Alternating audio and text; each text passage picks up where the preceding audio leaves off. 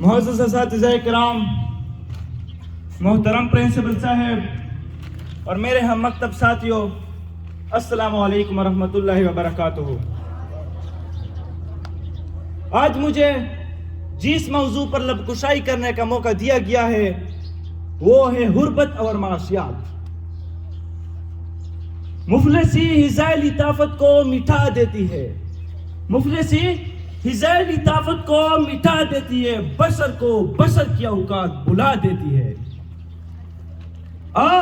اس ماں کی زبانی بات بھی سنے، اس ماں کی زبانی بات بھی سنے، روز جو اپنے بچے بھوکا ہی سلا دیتی ہے۔ اپنے عزت کے بھروسے تھی جو مضبوط کڑی، اپنی عزت کے بھروسے تھی جو مضبوط کڑی، آخر ایک روز اپنا سر وہ جھکا دیتی ہے۔ اس کے دامن پہ لگے دا یہی کہتے ہیں، اس کے دامن پہ لگے دا یہی کہتے ہیں، بھوک تہذیب کے آداب مٹا دیتی ہے۔ صدر علی وقار، سردی کی ڈٹکتی ہوئی رات، مولا پیٹ ایک مجبور ماں اپنے نومولود بچے کو عیدی سینٹر کے باہر پڑے جورے میں ڈال جاتی ہے۔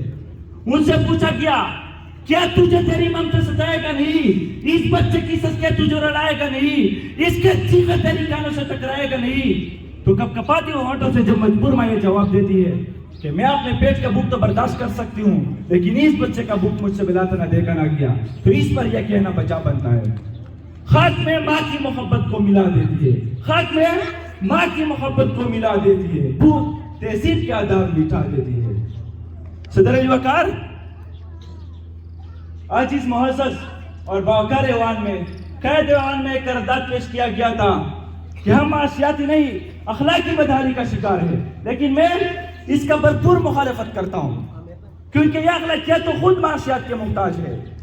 قریب ہے کہ مفلسی تم کو کفر تک لے جائے، قریب ہے کہ مفلسی تم کو کفر تک لے جائے، اخلاقیات معاشیات کے محتاج ہے۔ صدر علی وقار، آئے دلائل سے بات کرتے ہیں۔ روٹی کی چند ٹکڑوں اور قابل گزارا دودھ کی قلت سے ترپالکل میں دم توڑنے والے بچوں کا اصل مسئلہ اخلاقیات نہیں معاشیات ہے۔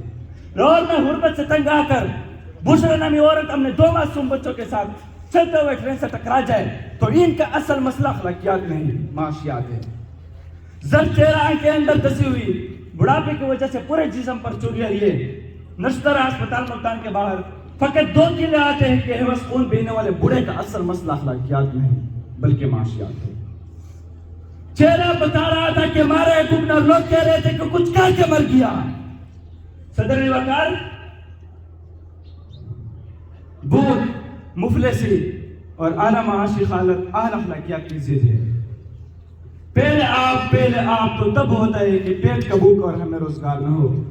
2 جمع 2 4 روٹیوں کی بجائے 2 جمع 2 4 تو تب ہوتا ہے کہ پیٹ کا بھوک اور ہمیں روزگار نہ ہو۔ بیٹی کا 4 دیواری میں رہنا اور خاندان کا عزت تو تب ہوتا ہے کہ پیٹ کا بھوک اور ہمیں روزگار نہ ہو۔ روٹی کی چند ٹکڑوں کے بجائے چاند میں چرخا کاٹتا ہو بڑھاپا تو تب دکھائی دیتا ہے کہ پیٹ کا بھوک اور ہمیں روزگار نہ ہو۔ فاقوں نے تصویر بنائی ہے آنکھوں میں، فاقوں نے تصویر بنائی ہے آنکھوں میں، گول جو بھی چیز ہو روٹی لگتی ہے۔ اور تو عبادات اور ریاضیات تو تب ہوتے ہیں کہ پیٹ کا بھوک اور ہمیں روزگار نہ ہو۔ کون عاشق خدا کی ذات کا ہے؟ کون عاشق خدا کی ذات کا ہے؟ سارا چکر معاشیات کا ہے۔ صدر علی وقار، اے زمینی حقائق کا جائزہ لیجئے۔ آج وزیرستان قبائل علاقہ جات اپنے خط اور آواز اٹھانے کے لیے بند، اس کے باوجود کہ ہم نے اپنے گروہ پر چھوڑ کر اپنے قوم ملک کے خاطر اپنا سب کچھ قربان کر دیا۔ ہم نے اخلاقیات کا مظاہرہ کرتے ہوئے قومی اور صوبائی اسمبلی میں آواز اٹھائی، لیکن کیا ملا؟ اور حتیٰ کہ نیشنل اور انٹرنیشنل لیول میڈیا پر آواز اٹھائی، لیکن کسی کو بھی ٹس سے مس نہیں ہوئی۔ صدر علی وقار، اس کا اصل وجہ یہ نہیں کہ ہم اخلاقی کمزور ہیں، اس کا اصل وجہ یہ ہے کہ ہم معاشی کمزور ہیں۔ ہمیں یہ بات تسلیم کرنی ہوگی کہ ہم اخلاقی نہیں معاشی کمزور ہیں۔ اور نئے اہل دانش تم بتاؤ، اگر کسی کا بچہ 8 پیروں سے بھوکا تو وہ تختی لیے یا گندم؟ میں اپنی تقریر کو اس شعر پر ختم کرنا چاہتا ہوں۔ سکندر حالات کے آگے نہیں جھکتا، سکندر حالات کے آگے نہیں جھکتا، تارا ٹوٹ بھی جائے زمین پہ نہیں گرتا، 1000 دریا سمندر میں گرتے ہیں، 1000 دریا سمندر میں گرتے ہیں پر کوئی سمندر دریا میں نہیں گرتا. والسلام.